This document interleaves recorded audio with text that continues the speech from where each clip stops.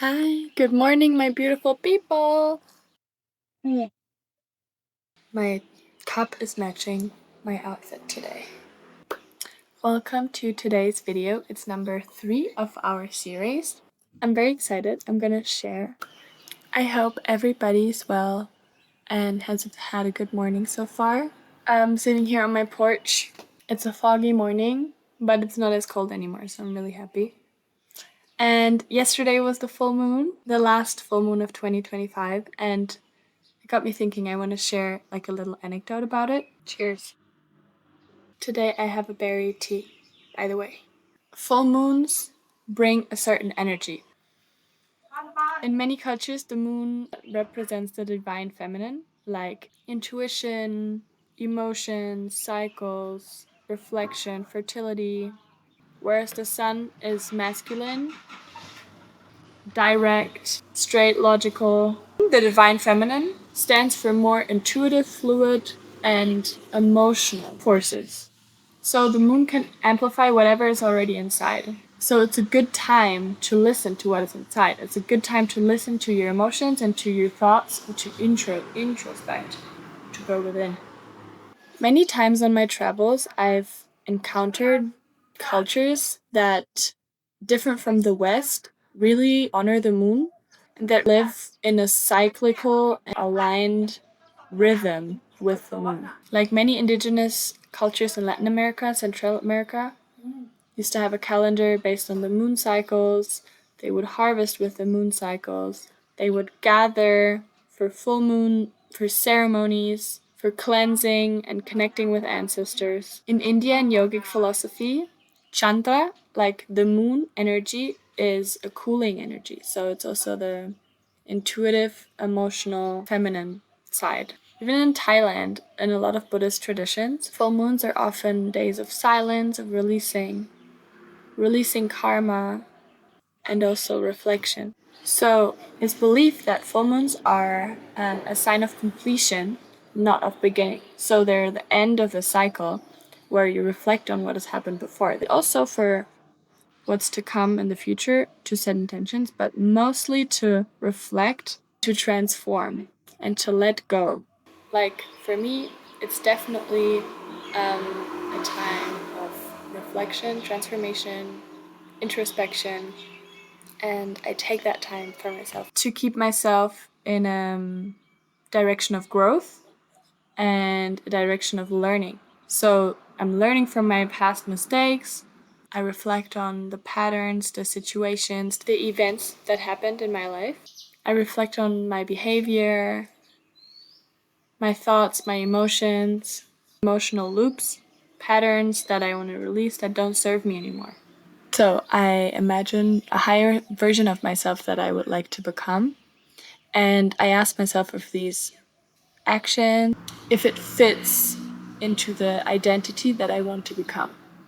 And if the answer is no, then I know that it is something that I need to release in order to grow forward and in order to become. For me, it's a really beautiful day because it's kind of a special occasion to do this. It's like checking in with my higher self and seeing if I'm still walking in the right direction. Why this is so important in the sense of personal development is probably obvious, but this full moon, especially because it's the last one of 2025, for me it feels like a chance to look back on the whole year as a whole. The lessons, the challenges, small and big evolutions. And even if you don't believe in this kind of moon energy, or still, it's a beautiful trigger or reminder to pause and reflect. Because for you, it's not about the moon, it's about the tool, the actions you're doing, the questions you're asking yourself. You can ask yourself how much you've grown this year and really give yourself the credit and appreciate yourself for your growth and for the things you've learned. And whether that is through positive achievements or whether that is through negative experiences or failures or something not working out. You can learn from everything. Actually, you can learn from negative situations, maybe even better. You can ask yourself what habits you outgrew, what patterns you left behind, what new routines you integrated. Connect to that version of yourself. You can imagine them clearly. You can also ask them things like, if you notice that you failed with something, you can ask that future version how she would or they would do it differently. Because then you're going to have the exact answer that helps you to integrate another way in the future. What is something that this version wouldn't do? How are you behaving that the version you want to become would never behave? Because that's exactly the point that you need to change if you want to become that version. That's the only thing that's holding you back. If you start early, beginning of December, you really have the time to clarify what you want for the new year. If you only start on New Year's Eve, it's like, so what do I actually want? Sometimes it takes its time to get this clarity and to dig deeper into what you actually desire and how you want to see yourself. What is something that you're proud of? Like, it can be the smallest thing. What are you proud of? Does anybody know about it? Even if nobody knows about it, write that down. Appreciate that for yourself. Celebrate yourself for literally living through a new year. So, in my opinion, reflection is one of the most clarifying things we can do for ourselves. And the day yesterday, or even today still, is like a really beautiful event to be doing that. So this full moon also reminded me to honor my own evolution and to really sit with my future dreams and the ways to get there. And I hope it can do the same for you. I really love that the moon reminds us that on behalf of transforming and ever changing and growing in this life and experiencing, we are allowed to bloom, to retreat, to grow,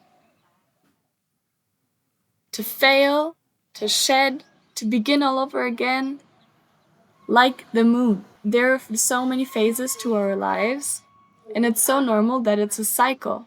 Like that sometimes things work out and sometimes they don't, and then we learn from them, and it's like the transformation works like a spiral or like a cycle. We are cyclical beings.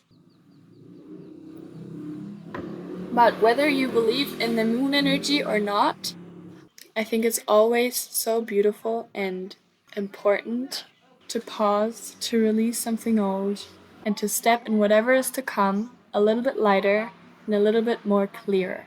Guys, I've been talking for so long. I hope you like this little anecdote.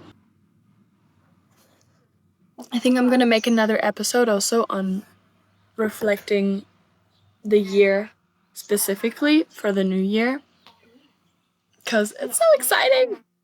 And I am very grateful that you guys are here. I hope you have a beautiful day. And I'm sending you so much love. Bye bye.